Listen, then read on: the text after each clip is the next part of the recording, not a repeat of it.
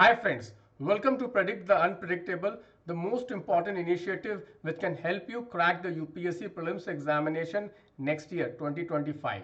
Guys, in this initiative, every day I give you some important questions and topics for the UPSC Prelims examination, and these topics basically I pick from the current affairs by analyzing the PYQs. So in every video, we will first discuss few of the PYQs on the topic, and then I'm going to give you what kind of questions can come on the topic by analyzing the PYQs. Guys, one of the most important subject which can help you crack the UPSC prelims examination easily is science and tech subject. Most of the questions are very direct, but the problem is that the science and tech questions are very current oriented and dynamic. It is very difficult for aspirants to predict which are the possible questions, and there is no one source, because current affairs, you have to read a lot of current affairs throughout the year, lot of news, and you don't know how to filter the important topics. So what should we do for science and tech sections? So what we can do is that we can analyze the PYQs, and from there we can see which are the themes which is favorite of UPSC, and we have to study those current affairs on those favorite themes of UPSC, where UPSC is asking questions every year. So guys, with this, let us start. My name is Santosh Pandey. I have the unique distinction of cracking the UPSC prelims examination 6 out of 6 times. I have scored one of the highest marks, more than 30-40 marks than the cutoff. Some of my scorecards are here. So let us begin, guys. So in the recent budget, you must have come across that Government of India has decided that they are going to come up with Bharat small reactors, which are nothing but small modular nuclear reactors. So we are going to study what are these small modular nuclear reactors, what are the advantages, what are the challenges, and what is the status of small nuclear reactor in India and at the global stage. So guys, before we discuss the topic, let me just show you some of the PYQs which have been coming from the topic of nuclear energy. Guys, in the last 10 years, more than 10 to 15 questions have come on the topic of nuclear energy and related to nuclear energy. So guys, you can see here one question in 2001. You can see one of the option is talking about nuclear plants contribution to the total power generation in India. So that is one topic which you should prepare. What is the total share of nuclear energy in the total energy generation in India? You can see another question in 2012. It is basically on thorium. Thorium is one of the fuel which can be used in the 3-stage nuclear program of India. Next, you can see one question on heavy water use in nuclear reactor. What is the use of heavy water? So guys, nuclear reactor, how do they work? What are the components of nuclear reactors? You have to prepare. But today we are going to stick to our topic of the small modular reactors. So first of all, the question, what is the share of nuclear power energy in the total power generation at the world level and at India? So guys, at the world level, you can see here the global energy mix. You can see here that nuclear energy is basically contributing around 4.25% of the total power generation at the world level.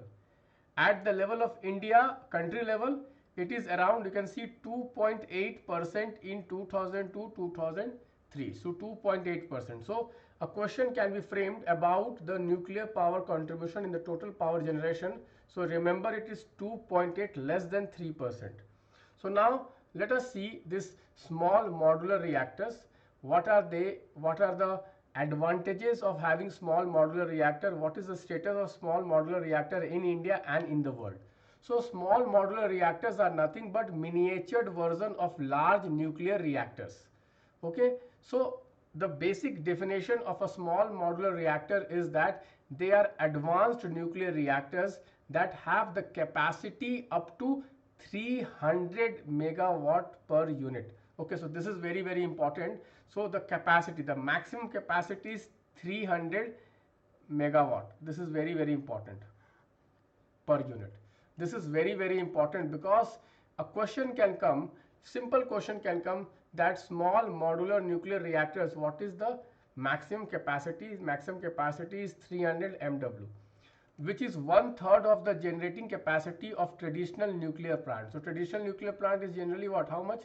it is around 1000. Okay, you can see why they are called small modular reactor, because they are physically small in size.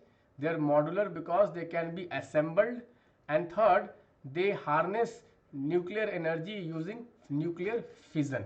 Okay, remember this fission, nuclear fission is very very important. It is not fusion, it is fission.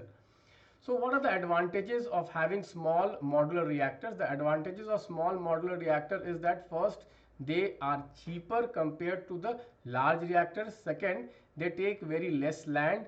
You have seen that many protests have happened because of site for nuclear reactors. So large nuclear reactors, they need lot of areas, but the small nuclear reactors can be established with small areas. Third, small nuclear reactors can also be useful in locating nuclear plants in areas where the power generations or power transfer cannot happen. Okay, so this is a rural areas and all, there also it can be used. Okay, and also the small nuclear reactors, they have reduced fuel requirement, so refueling requirement is relatively less. So guys, you can see many countries like Argentina, Canada, China, Russia and South Korea, United States, they are trying to have this small modular reactor. Even India is also trying to have a small modular reactor. Here I would like to tell you that India already has 2 small reactors. They are working in Kalpakkam. Okay, so one of them at present is under repair, and the other one will be becoming the first nuclear reactor, first small Bharat nuclear reactor. They have the capacity of around 220 megawatt. Okay, so this is very very important. So overall, this nuclear reactor, small nuclear reactors can help us achieve sustainable development goal. They can achieve sustainable development goal. Why? Because these nuclear reactors have better efficiency, they have better economics and better flexibility. While nuclear reactors provide dispatchable sources of energy, they can adjust output according to the demand of the electricity. Some renewables such as wind and solar are variable energy sources that depend on weather and time of the day. Small modular reactors could also be paired to increase efficiency of renewable energy in hybrid energy system. This is also very very important. They can help us to achieve sustainable development goal 7. This is very very important. So guys, you can see how we have linked current affairs with the PYQs theme. Guys, this is a very very important to link PYQs to understand what are the areas where UPSC is focusing every year, so that you can focus on those important topics. Guys, like this, every month we conduct monthly current affairs test, where I give most important current affairs questions in our monthly test. I analyze like this and I frame questions as per the PYQ trend. So if you want to practice such questions, you can join my prelims mentorship batch, which is the Lakshya batch. Every weekend we have a test. I have a schedule. I give you targets. So please do not miss this mentorship. Every day I give you daily targets and I give you daily PYQs also. You can check out my Telegram channel, Optimize IAS. Thank you friends. Bye bye. Take care.